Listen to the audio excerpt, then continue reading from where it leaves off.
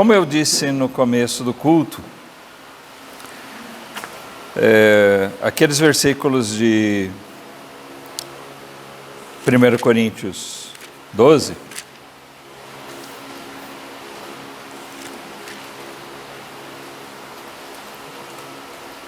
eles dão um norte para o nosso assunto, tá bom?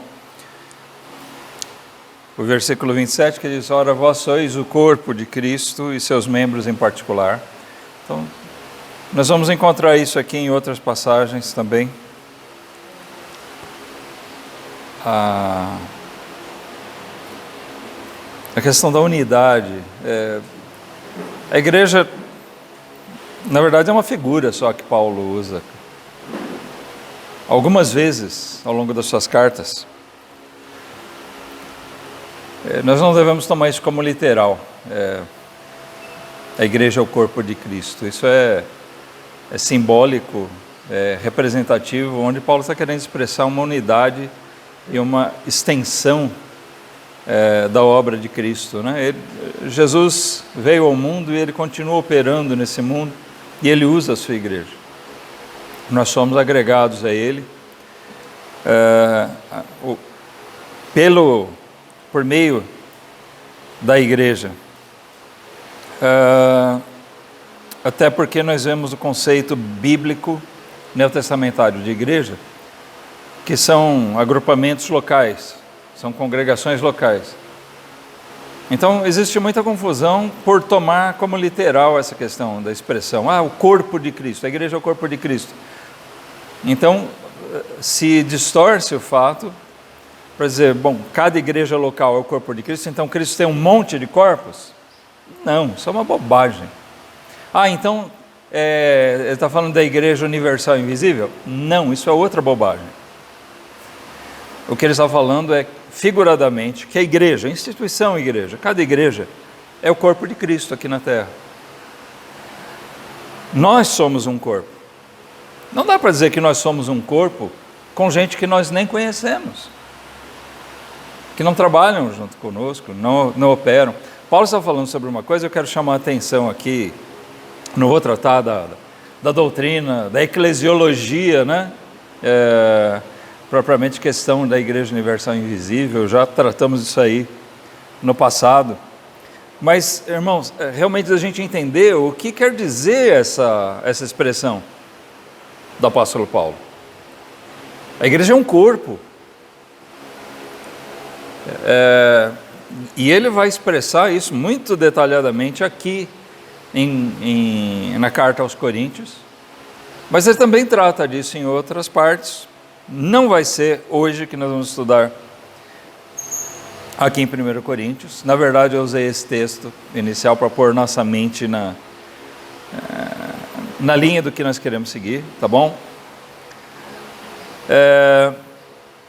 Nós lemos também o versículo 31. Portanto, procurai com zelo os melhores dons, e eu vos mostrarei um caminho mais excelente. Porque os dons são dados por Deus, já é redundante, é dom de Deus, para que nós sirvamos. Sirvamos onde? No corpo, na igreja.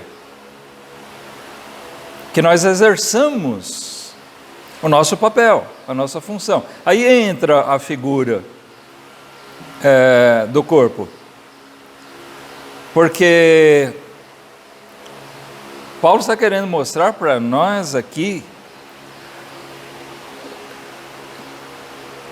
que nós temos funções, nós somos colocados nas nossas igrejas para servir ao Senhor, e que nós somos colocados ali para ser parte integrante, e uma parte integrante útil. Nós temos o nosso corpo físico, e nenhum membro do nosso corpo é inútil.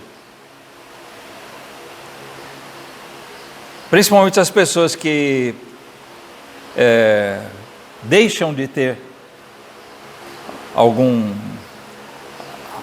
qualquer componente, qualquer parte do seu corpo, ele percebe o quanto isso falta. É muito fácil a gente pensar nisso. Se eu não tiver os olhos, que falta me faz, né? Não poder ver, não poder ouvir, ou eu não ter as pernas, não poder andar. Mas, irmãos, nenhuma coisa é à toa. Nós precisamos das unhas. Já pensou nisso? A unha tem sua utilidade, a sobrancelha tem utilidade. Não está aqui na cara só para enfeitar.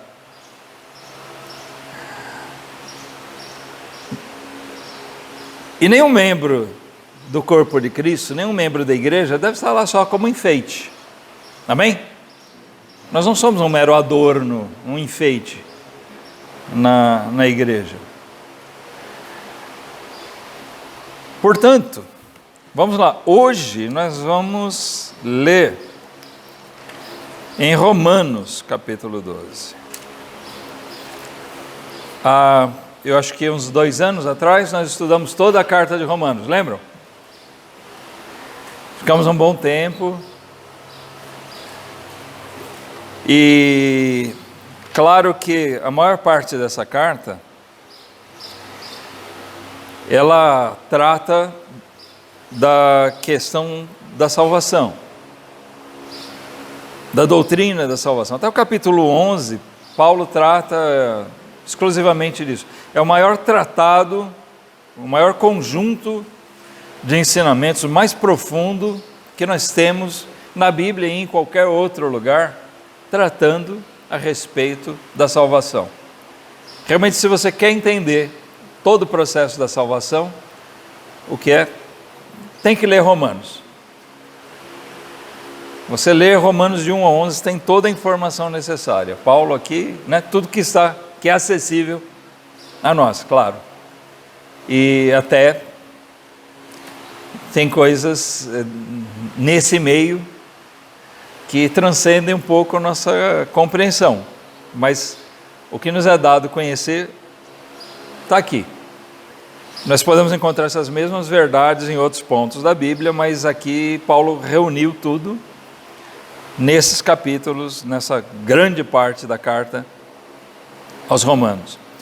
Mas a partir do capítulo 12, ele muda um pouco o assunto e passa algumas exortações à igreja.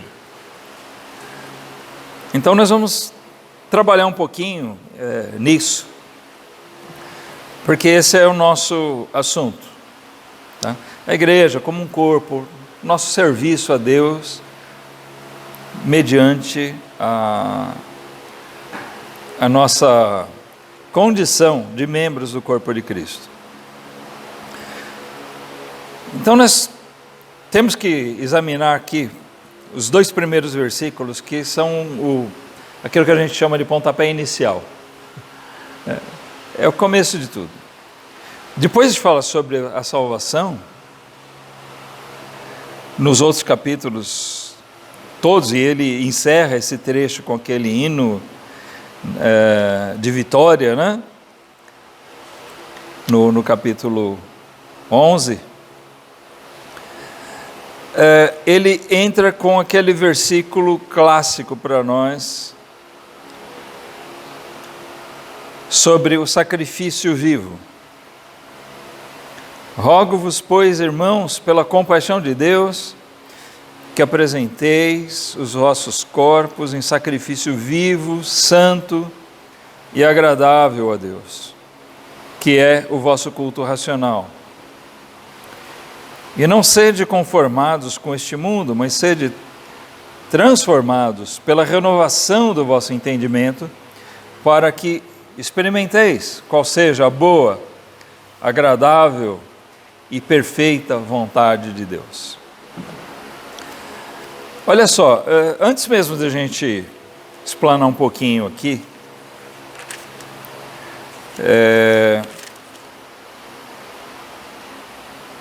sobre o conteúdo desses 2 versículos, irmãos. Mas eu vejo nessa expressão, experimentar qual seja a boa, agradável e perfeita vontade de Deus, uma similaridade com o que ele diz no versículo 31 de 1 Coríntios 12, que a gente leu. eu vos mostrarei um caminho mais excelente. O caminho mais excelente, o caminho superior, é justamente esse, de nós conhecermos a boa, agradável e perfeita vontade de Deus. Conhecermos não só de ficar sabendo, mas de nós nos apropriarmos dela. Então, ele começa esse ponto, que ele vai tratar nos capítulos 12, 13 e 14 de Romanos, falando sobre isso. É a questão inicial. Que nós tenhamos a consciência de entregar os nossos corpos em sacrifício. Ele parece fazer um contraste com o Antigo Testamento, onde nos rituais era trazido sempre um sacrifício de terceiros, um animalzinho, que era trazido para ser sacrificado. E ali havia derramamento de sangue, morte. Mas Paulo falou sobre a salvação, até o capítulo 11 aqui de Romanos, e ele já falou do derramamento de sangue, que era necessário e que foi consumado, amém? Todo o derramamento, o sacrifício de morte, que era necessário, aconteceu já, e ele falou sobre isso nos capítulos anteriores. Cristo, a nossa Páscoa, o nosso Cordeiro Pascal, ele veio, ele já morreu por nós, então não precisa mais morte. Agora, cabe a nós que cremos nesse Cordeiro, no Cristo, que nós sirvamos a Deus por meio dele com um sacrifício vivo, diferente. Uma oferta viva, é a nossa vida, irmãos. Nós não precisamos nos matar, entregar a um sacrifício onde o nosso corpo vai ser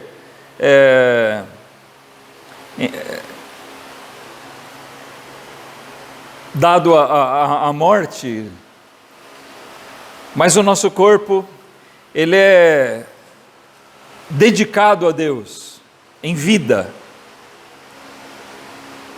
E aqui ele não está falando só da parte física. Quando ele fala aqui do nosso corpo em sacrifício vivo, santo e agradável a Deus, ele está falando do todo do homem.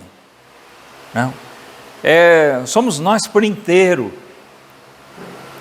Nós devemos fazer uma entrega total ao Senhor. Tudo que possa haver de bom em mim deve ser consagrado ao Senhor. E tudo aquilo que há de mal em mim deve ser mortificado pela obra de Deus na minha vida.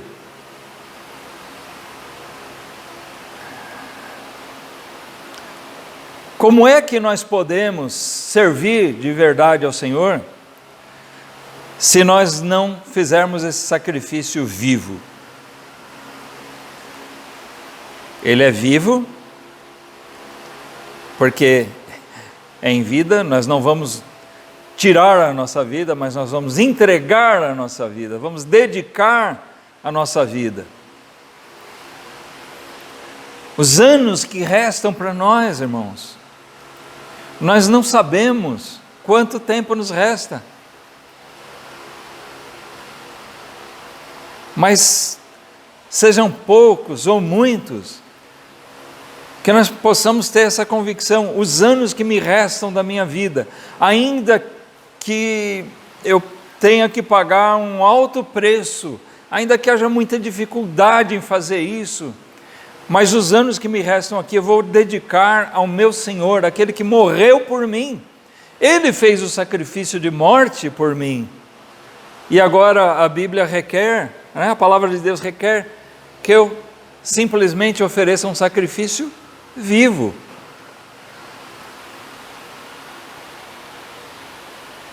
Isso é a dedicação da nossa vida. Volta e meia eu lembro de um irmão muito querido nosso, da igreja lá de Osasco. Ele se converteu já com 40 e tantos anos, e ele sempre falava, né, como ele lamentava ter se convertido tão tarde. Nós não sabemos o tempo de Deus, né? Mas eu entendo o pensamento dele, entendo as razões dele, mas o crente, ele começa a ver, puxa, quanto eu poderia ter me isentado de pecar, se eu tivesse me convertido mais cedo, e quanto eu poderia ter oferecido mais de mim ao Senhor, quanto eu poderia ter dedicado mais da minha vida a Deus, quanto eu poderia ter já caminhado. O irmão Gabriel comentou hoje, além do mesmo texto que ele leu nos primeiros dias que ele esteve com a gente na igreja, né? Hoje ele vê tanta coisa que ele não enxergava, as riquezas da palavra de Deus. E a gente pensa, puxa, se eu tivesse me convertido lá atrás. Eu falo nós porque é o meu caso, né? Que nos convertemos cedo, nós temos oportunidade, embora nem sempre nós aproveitemos bem isso, mas nós temos a oportunidade de dedicar os melhores anos da nossa vida, o nosso vigor, para servir melhor ao Senhor. Sempre nós vamos enxergar nossas deficiências, nossas fraquezas,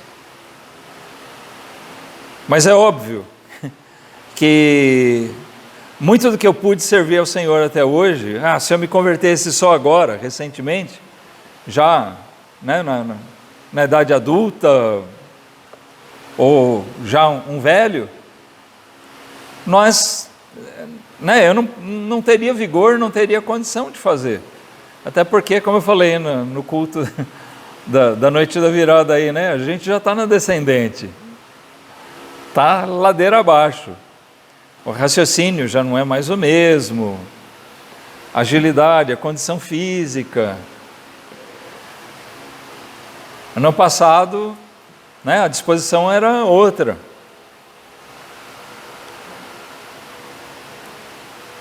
Mas a gente tem mais condição de desenvolver as habilidades. Mas o que importa mesmo é que a partir do momento que nós nascemos de novo, que nós fomos regenerados, que essa vida, seja de um jovenzinho, seja de um adulto, seja de um velho, que a partir daquele momento, essa vida seja consagrada ao Senhor. Porque esse sacrifício não é só vivo, ele é vivo, santo e agradável, isso. Santo, é um sacrifício santo, separado, consagrado a Deus, amém? Não é um sacrifício egoísta, para dizer, olha o que eu faço, gente, vocês não sabem o quanto isso custa para mim. Tem gente que usa isso, né? Ele faz um sacrifício para se mostrar, um sacrifício para, né, demonstrar o quanto ele é dedicado, para ser valorizado. Não é esse sacrifício, é o sacrifício santo, é aquilo quando nós agimos só pensando que o que importa é fazer a vontade do nosso Senhor, fazer a vontade daquele que morreu por mim, é de eu agradar o meu Deus, o meu Criador, o meu Senhor, que me deu salvação, que me deu perdão, que me deu essas promessas tão preciosas que nós temos. Então esse sacrifício, ele é vivo, santo, consagrado ao Senhor, e é agradável a Deus. Esse é o tipo de sacrifício que se requer. É o que Paulo diz, esse é o nosso culto racional. Nós muitas vezes pensamos em culto só em termos do momento em que nós nos ajuntamos. Mas o nosso culto a Deus, o cultuar, o louvar, o honrar o nosso Deus, é sempre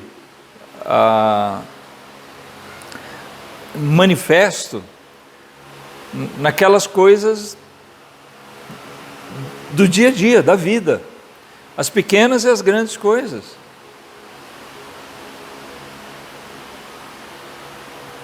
Quando nós agimos de uma maneira que honra ao Senhor, nós estamos cultuando a Deus.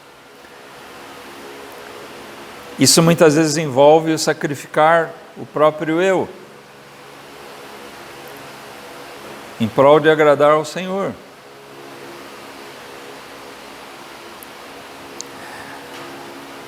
Para isso, Paulo nos dá uma dica muito importante. O versículo 2 é um complemento. Eu não me lembro de alguma vez que eu tenha pregado, ou que alguém tenha pregado, em Romanos 12, versículo 1, e tenha ficado só no versículo 1. Porque o versículo 2 é um complemento necessário para ele. Porque aqui, nesse versículo, Paulo dá uma dica para nós importante de como fazer o que diz o primeiro versículo. Ele é um complemento. Não é simplesmente uma nova informação, mas é uma informação, uma exortação que reflete, que incide exatamente sobre essa questão do sacrifício vivo, santo e agradável a Deus. É o fato de não sermos conformados com este mundo.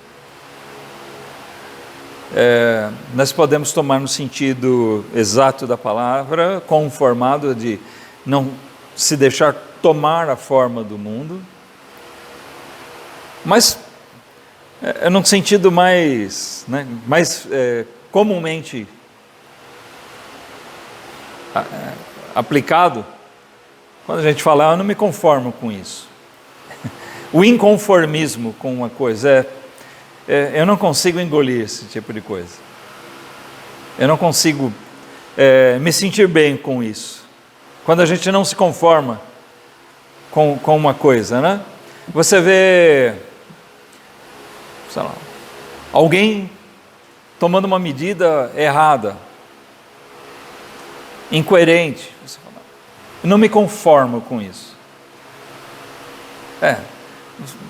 Você não consegue entender como alguém pode fazer aquilo e se agradar daquilo.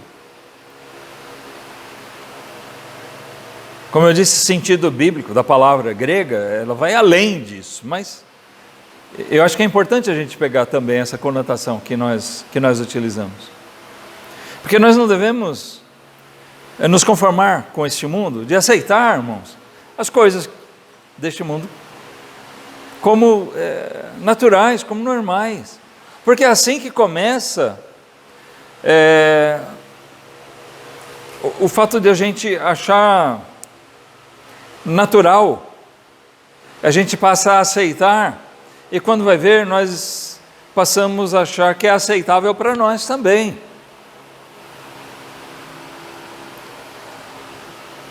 Todas aquelas coisas que são do mundo e que vão se introduzindo na vida dos crentes, e até na vida de crentes sinceros, elas entram na nossa vida porque nós aceitamos aquelas coisas como naturais, então nós nos conformamos a elas. Com que tipo de coisas nós nos conformamos? Com aquelas coisas que já eram nossa prática antes, tá certo? Então, aquelas coisas que você fazia antes de se converter, e eram tão comuns para você, e não passa na peneira agora.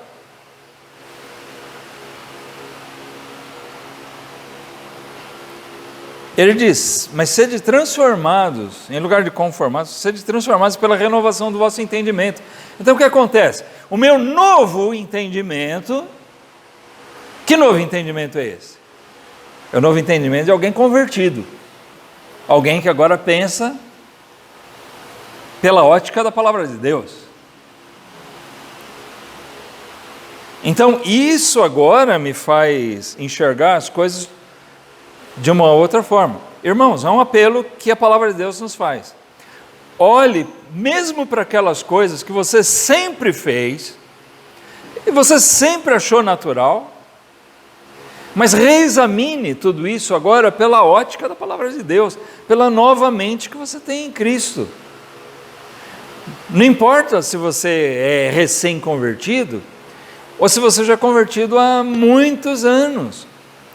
Porque talvez, mesmo depois de muitos anos de convertido, você ainda não reexaminou aquela questão pela palavra de Deus. E isso impede que nós cresçamos. Então, passam-se os anos e nós continuamos vivendo achando natural aquilo que nós fazíamos antes de Cristo, né? Na nossa impiedade, na nossa iniquidade, e nós continuamos fazendo. E nós nos conformamos tanto com isso e continuamos assim. Então, cuidado com esse tipo de conformismo, com o que você era e você continua.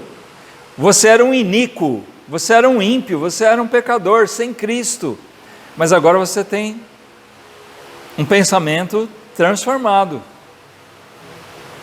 uma nova mente que te é dada em Cristo.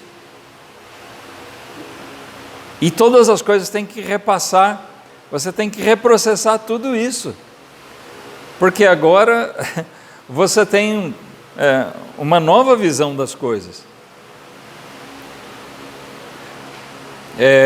Eu vou usar só um exemplo por ser clássico, a questão da nossa conduta, da nossa vestimenta. Tem muitos crentes, a gente olha muito para a questão da mulher, mas os homens também caem muito nesse erro, de se vestir inadequadamente. Nós não temos um padrão, olha, tem que andar de terno, gravata, vestidão. Mas espera aí, você tem o dever de passar pela prova de fogo aqui da palavra de Deus, se o que você veste hoje é decente. No seu tempo de impiedade, quando você era do mundo, qualquer coisa que você vestisse era natural, certo? Agora, será que é? Você tem que repassar e reexaminar essas coisas. Mas por quê? Ninguém é salvo por causa da saia, do tamanho, da altura da saia, ou por usar determinada roupa, assim, assado. Não, ninguém é salvo por essas coisas. E nem ninguém vai para o inferno por causa dessas coisas. Mas a questão é que o salvo, ele tem a mente de Cristo e ele deve lembrar que tudo que ele faz agora, reflete no seu testemunho. Jesus disse, vós sois a luz do mundo. Que luz do mundo somos nós se nós nos comportamos exatamente como o mundo? Se nós nos vestimos como eles, se nós falamos as mesmas coisas que eles, se nós assistimos as mesmas coisas que eles, fazemos tudo igual.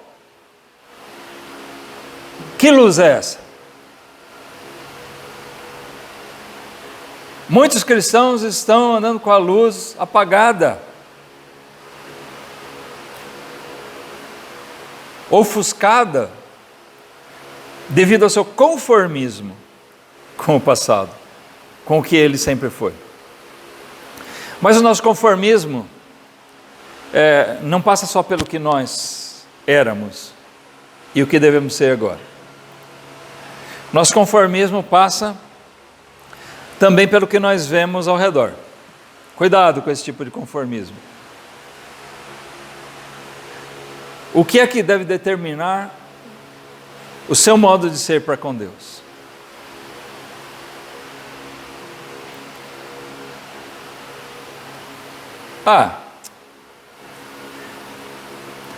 Eu posso falar palavrão. Tem o irmão tal fala palavrão.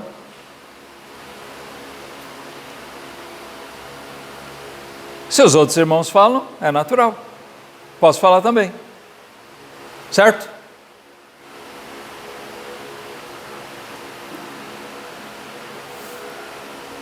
Claro que não, né? Pelo contrário. Pelo contrário, irmãos. Nosso padrão é a palavra de Deus, não a aplicação que outros estejam fazendo. Eu tenho o dever de aplicar a palavra de Deus, porque eu sou transformado pela renovação do meu entendimento, não pelo que os outros fazem, mas pelo que a palavra de Deus me ensina. Amém? A nossa transformação é por meio da palavra de Deus. É o Espírito Santo que nos ensina pela sua palavra. Não é o padrão dos outros irmãos. Ao contrário, nós podemos ser extremamente úteis quando nós examinamos, se outros não fazem, quando nós examinamos nossa vida e nós adequamos a nossa vida à palavra de Deus, e aí nós podemos ser úteis na vida de outros irmãos que talvez não estejam enxergando isso. Aí eu posso, você pode, sendo exemplo naquilo, você pode, em amor, exortar aquele outro irmão. Você pode ensinar ele, chamar a atenção dele. Por que não?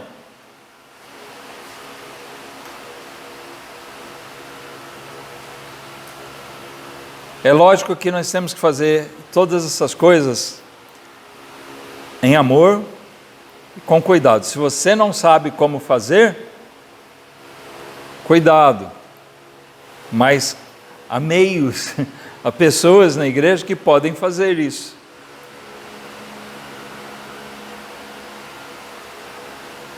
Mas você pode ser útil até em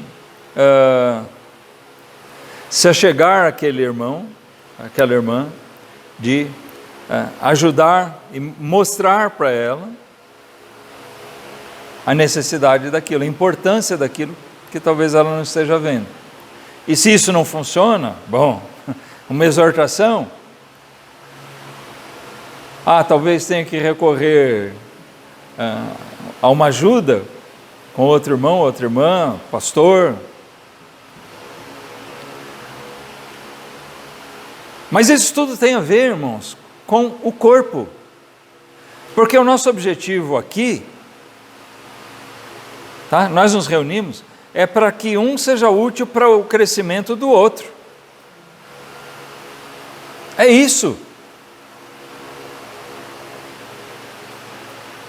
Nós queremos ver, né, o trabalho da igreja, a vida da igreja é essa, não é só ver crescer em número. Nós queremos ver conversões. Mas isso, percebe que é um círculo vicioso. Ou não seria vicioso, um círculo, tem uma outra expressão, quando é num sentido mais positivo, agora eu não lembro. É virtuoso, né? Um círculo virtuoso. Por quê? Veja bem, se todos nós queremos aqui, quem quer ver a igreja crescer em número? Pega a mão. Quem quer ver a igreja crescer em número? Amém? Eu vejo que todos vocês querem. Nós queremos ver conversões. Mas sabe como nós podemos ver conversões? Pelos bons frutos que nós produzimos. Nós vamos pregar o Evangelho para as pessoas, mas essa pregação do Evangelho deve ser feita com um bom testemunho de Cristo, sendo luz de verdade nesse mundo. Não é trazer gente de qualquer jeito para dentro da igreja, né? É ver realmente conversões. Bom, mas quanto mais representativo for o nosso testemunho, maiores são as possibilidades de Deus nos usar para a conversão de outras pessoas. E essas outras pessoas vão ser moldadas junto conosco, num corpo, num trabalho para o crescimento espiritual. O nosso crescimento espiritual deve abrir proporções, possibilitar para o nosso crescimento numérico, e esse crescimento numérico não pode negligenciar o crescimento espiritual, que ele continue.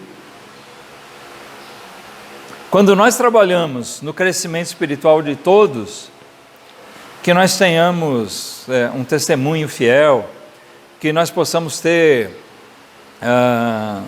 lares sadios, que nós possamos ter conhecimento, sabedoria da palavra de Deus, que nós possamos ter uma conduta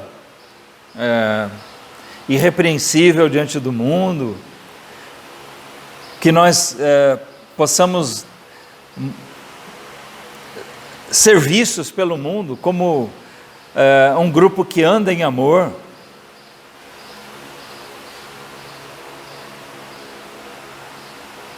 Todas essas coisas vão contribuir para o crescimento da igreja. Veja bem, nós muitas vezes não percebemos o mal que nós fazemos. Eu vou fazer uma pergunta aqui para vocês. Eu quero que vocês sejam sinceros. Quem aqui já falou mal de um irmão na frente de incrédulos? Alguma vez na vida? Você já fez isso?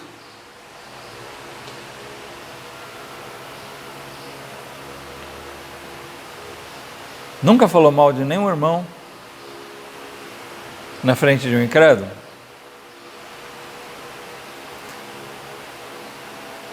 Eu já fiz.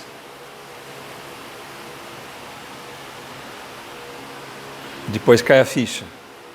Que besteira eu fiz.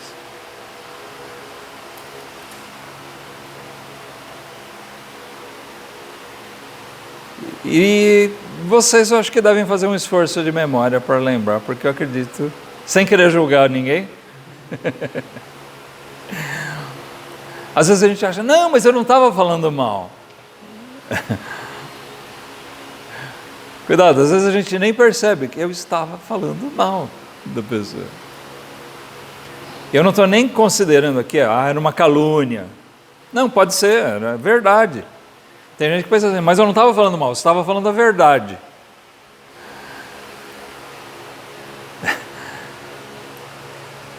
Mas a Bíblia mostra para a gente, não faleis mal uns dos outros. Existe uma razão para isso. Nós não devemos esconder do mundo que nós somos falhos, nós somos pecadores, não é verdade? Nós não devemos passar a ideia para eles também de que nós somos isentos de pecado. Vão mentir? Não. Mas uma coisa que nós não devemos fazer é falar mal dos irmãos, falar mal da igreja para alguém, de forma nenhuma. Não compete a essa pessoa ou pessoas de fora saberem de problemas que possam haver entre nós. Nós temos aqui corrigir as coisas que nós temos, que venhamos a ter entre nós, que nós vemos de ruim.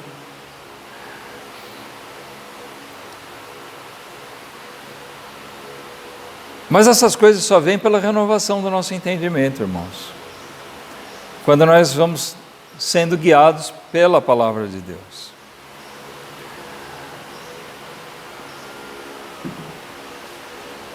palavra de Deus me diz para não fazer isso. Então eu devo examinar o que eu falo.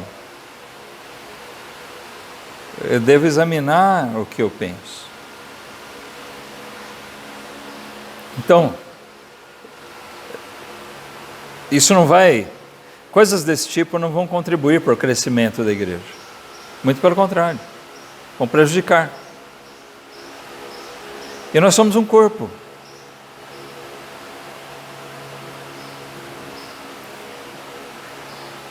Meus pés são feios, mas eu amo meus pés, porque são os que eu tenho.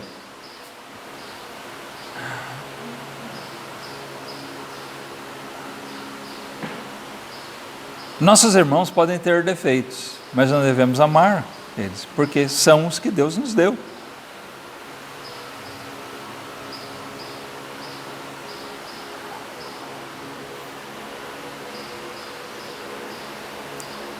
Quando o mundo vê as nossas atitudes sendo conduzidas por isso, irmãos, por esses pensamentos renovados, esse entendimento renovado, nós vamos sendo como um corpo, como um inteiro, um todo, sendo úteis, sendo luz, sendo bênção nesse mundo.